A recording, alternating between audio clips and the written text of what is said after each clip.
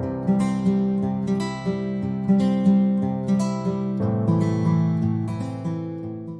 day, everybody. This is Sanjeev Mehra from Institute of Marine Engineers. And today we have with us Shri Sanjay Bhatia ji, IAS, Chairman of Mumbai Port Trust. Warm welcome to you, sir. Thank you. We also have with us Mr. Uday Purohit. He is the President of the Institute of Marine Engineers, and he will be conducting the interview. Over to you, Uday, sir. First of all, Mr. Bhatia, thank you so much for being with us this afternoon. We are very glad that you could come and share a few thoughts with us. COVID is on everybody's mind. And so a quick word from you on the overall scenario of how the major ports are functioning in India during this COVID period, and what are the steps taken by MBPT to keep its operations running? So there was a review yesterday only, and the report is that about 70% capacity is being utilized right now. The ports are functioning properly. There has not been any stoppage even during the lockdown period. Main issue is the congestion issue, that the ports are getting congested, but what came out yesterday was that the ports can probably bear this for another 15 days to a month, depending on which port we are talking about. But with about 20-25% staff, the ports are almost fully functioning. That's a good. That's good news, sir. And how's the congestion at Mumbai Port being resolved? So Mumbai Port, lot of issues because Mumbai is at the Mumbai Port is at the epicenter of the COVID. Mumbai, what is happening here. Yes. In fact, 4 of my colonies have already gone into the containment area. We are getting a shortage of workers. But you will be very surprised today that our performance has been 103%. Wow. With about 18% of the staff, we are performing. The tactic what strategy we played, which really worked out. We have this Johardeep Island in Pirpao. So we created, right in the beginning, we created workers' hostels there. So my workers are staying there. Very few people are moving. So that is what is protecting them there, and they are there. The performance is going on. So congestion is an issue because on this side, tankers side, there is no issue on the oil side. But on this side, the port is nearly full of steel. But even then, like I said, like in other ports, I can manage for another 1 month before the congestion really hits us. I have also been talking to, it's mainly POSCO who is to lift the steel, and I have been talking to them, making arrangements for them so that they can lift the steel and take it to their factories. And since yesterday, I'm told they've started lifting also. So this issue is resolvable. Great. Sir, now that you talked of 18% of your workforce doing 103% of the work, do you think that is a trend in the future? And do you think that MBPT and the other ports will go completely electronic over a period of time? Is that how the future is? Yeah. So that is the future. That we have been working on that. We have this PCS 1+ now, Port Community System 1+, where EDO and all have been made electronic. But this emergency has made us go in for e-office also. So in fact, I am not taking any files, any letters, no tapal, nothing. Everything has to come electronically, mandatorily.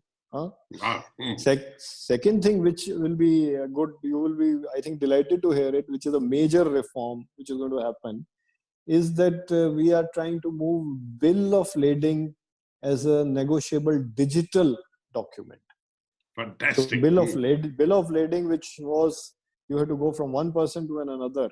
So we are in touch with Ministry of Commerce, trying to ensure that that digital thing is accepted by RBI and all the organizations. Once that happens, I think majority of the issues are over. With electronic access system, all the ports going in for ERP. So I envisage that after this COVID thing is over, we will all be fully electronic. This has also pushed us into a lot of electronic work. Correct. So, common joke that is circulating on WhatsApp is, what has driven your company into digitalization? Your CEO, or COVID-19? I think this is a fine case of COVID-19 driving digitalization. Today, all our meetings are on the Zoom. Even when I'm interacting with my hospital, in fact, hospital is a huge issue. It's completely through electronics. We are putting CCTVs inside the COVID wards, non-COVID wards. I have today 9 positive patients in the positive side of the hospital, and about 10 suspects, and about 70 in quarantine. So we've created about 4 quarantine buildings also, where the quarantine patients are being kept. But the situation is becoming more and more grim by the day. Correct. And so this grim situation brings me to a question which is being asked a lot of times to a lot of people. Seafarers sign on, while you expect the seafarers to keep the wheels of the economy turning. I think that is going to be a grave situation unless we can address it satisfactorily. Yeah, that is right. In fact, the Ministry of Shipping is really very, very seriously trying to bring in a policy on this. Already DG Shipping has prepared something. It's being discussed with the Ministry of Health. I am actually expecting something to come within a day or 2. As soon as something comes, we will be able to have all the 25,000 seafarers, Indians who want to come back to us. There will be a policy to take them in. And you will also have a policy to make sure that they reach their hometowns, because just getting off at port doesn't solve the problem. I think there will be some quarantine period probably, and then they can move further also. Correct. And unless you bring in these measures, it's not going to create confidence in the seafarers to actually go on board. Yeah. So same situation was there when pilots were going. So every pilot has been given a PPE suit.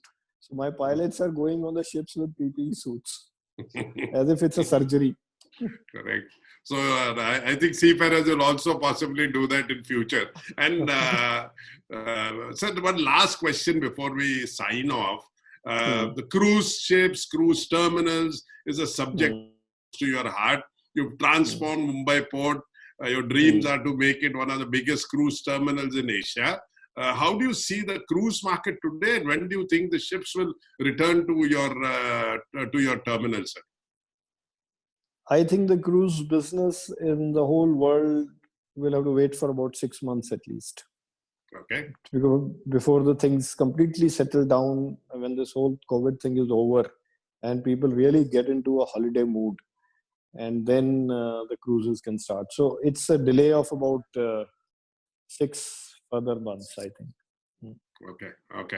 Okay. And one last word on how you see India's economy post-COVID, sir? We'll have to work very hard. Okay. We'll have to work very, very hard. Okay. Yeah. Sir, thank you very much for your time. It's been a pleasure to talk to you. Yeah. And we'll take your message to all our members. Thank you, sir. Jai Hind. Thank you. Thank you. Thank you, Bhatia Sahab. Thank you very much. Thank you, Sanjeev. Thank you. Thank you, sir. Bye.